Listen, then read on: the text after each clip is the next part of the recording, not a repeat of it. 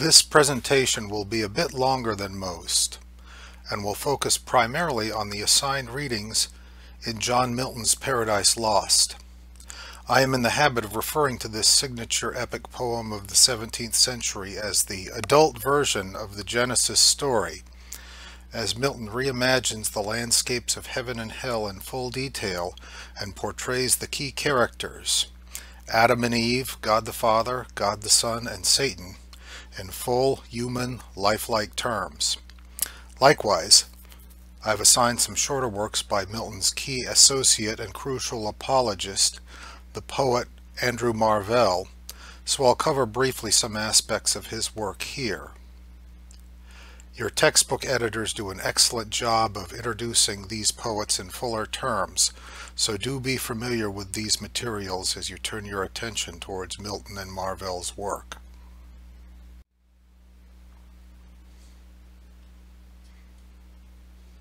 To begin, it is important to understand that the two great epic poets of the English Renaissance, Edmund Spenser and John Milton, knew intimately the work of the Roman poet Virgil. In this way, one key concept to apply to the work of both Spenser and Milton is the Rota Virgiliana, or the Virgilian wheel, an idea that organized the unfolding of the career of the great poet. In his younger years, the poet wrote bucolics, or pastoral poems, which suited his youthful whimsy. These poems portray the peace and serenity of the country setting and tend to feature images of shepherds tending their flocks. In his middle years, our poet would write Georgics, which addressed practical topics relating to agrarian labor and estate maintenance. Finally, in his fully mature years, the poet turned towards the serious work of epic poetry, which addressed matters relating to the founding, survival, and aspirations of the larger society. Epic heroes engage in narratives of battle, sacrifice, and journeying, and are portrayed as larger-than-life figures. Only the mature poet, so the reasoning goes, could engage meaningfully with such serious matters.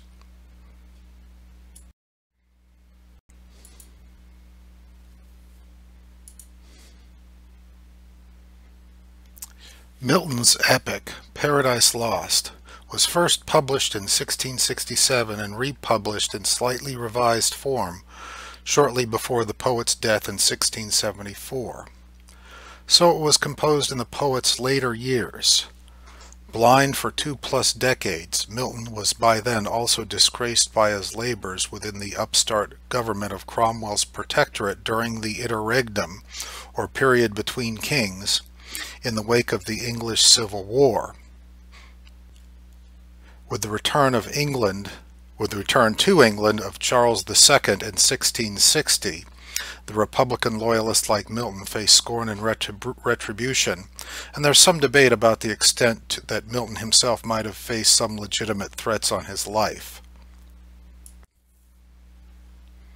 With the intercession of Milton and Marvell, Milton was able to withstand any major character assaults, and in this relatively solitary environment he remade the Genesis story and sought to justify the ways of God to man. That's a line from Book 1, line 25.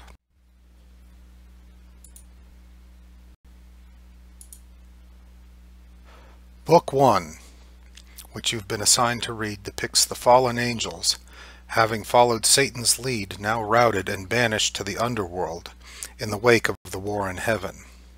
In this 1841 image by the artist John Martin, Satan addresses his gathered legions who have just completed their construction of Pandemonium, their palace in hell.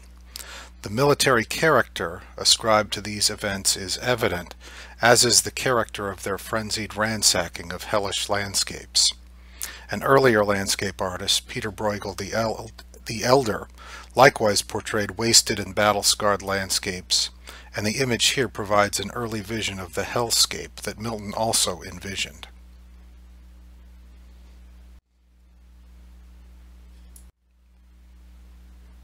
Here are some key passages from Book 1.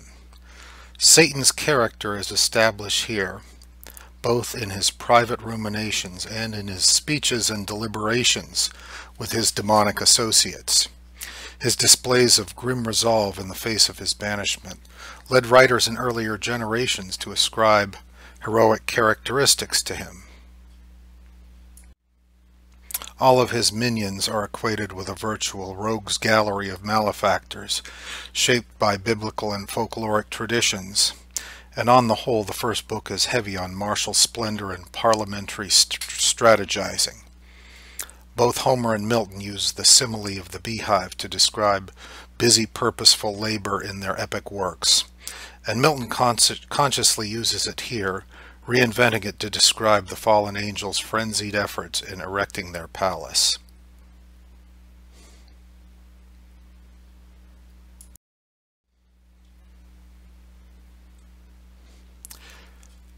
Meanwhile, Book 4 offers us our first glimpses of Adam and Eve in the Garden of Eden. We share these glances with Satan, who has journeyed across chaos and purgatory to witness and plot against God's new creation. Your textbook provides some wonderful illustrations of these scenes, so please find these at the back of the section devoted to Paradise Lost. William Blake, a well-known romantic poet, was also a well-known illustrator of Milton's work, and the works of artists from earlier generations, like the one of Jan Bruegel the Elder featured here, likewise reveal the historical fascination with the Genesis story.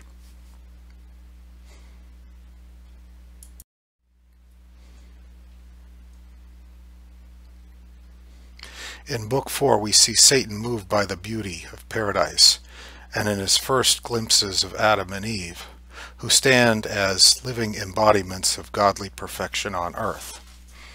Despite their beauty, the envious Satan resolves to corrupt them, and in their conversations Adam and Eve express their differing opinions about the best means to handle their nearly overwhelming duties in caring for Eden. Despite this hint of mild discord, Adam and Eve go on about their duties, offering a heartfelt evening prayer of thanks at the day's end. Meanwhile, as he watches them, jealous of their favor in God's sight, but still taken aback by their beauty, Satan is confronted by his celestial guards. Charged with preventing this very sort of intrusion, these guardian angels shoo Satan away, only mildly aware of the threat to Eden that he represents. The actual fall, where Satan tempts Eve into partaking from the tree of knowledge, comes later in Book 9, after the angel Raphael has given Adam a thorough accounting of his own creation, of the order of the universe, and of God's divine logic.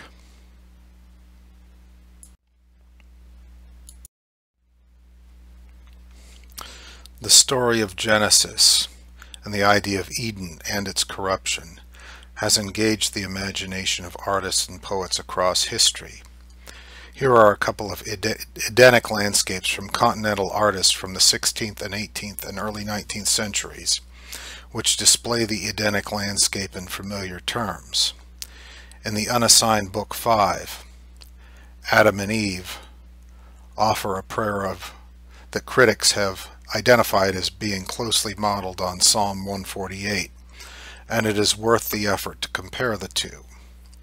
Milton captures in words the verdancy and lushness of Eden and the harmonies that it reflects, aspects of the poem that continue to shape our perceptions of landscape today, as protected and cared for gardens and reserves, or as fallen and despoiled wastelands.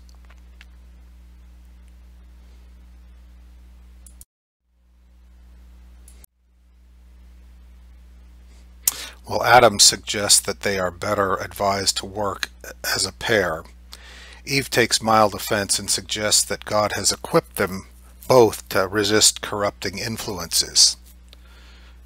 This represents the crucial conflict in Book 9, where we see Satan gradually winning over an isolated Eve, flattering her and appealing to her ambitions to exceed her station. Originally distraught at hearing of Eve's disobedience, Adam comes to the wrenching conclusion that her love is more important than that disobedience, and so he also partakes of the fruit in solidarity with her and in defiance of God's solitary mandate. Both intoxicated by their partaking, they fall into lustful dalliance and then into deep sleep as earth feels its wounds. Upon waking they are confronted, and they express their shame before God.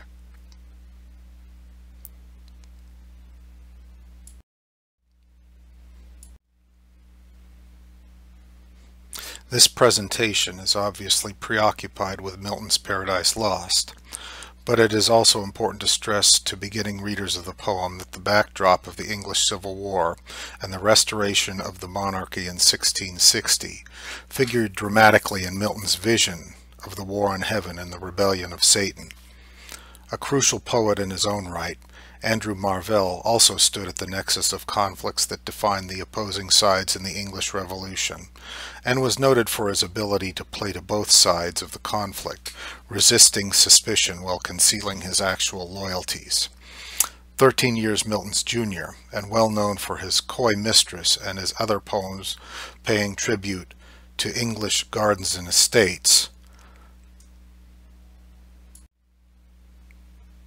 Marvell also figured prominently in the effort to save the blind and aging poet from legal and social consequences of siding with Cromwell and the Puritan revolutionaries.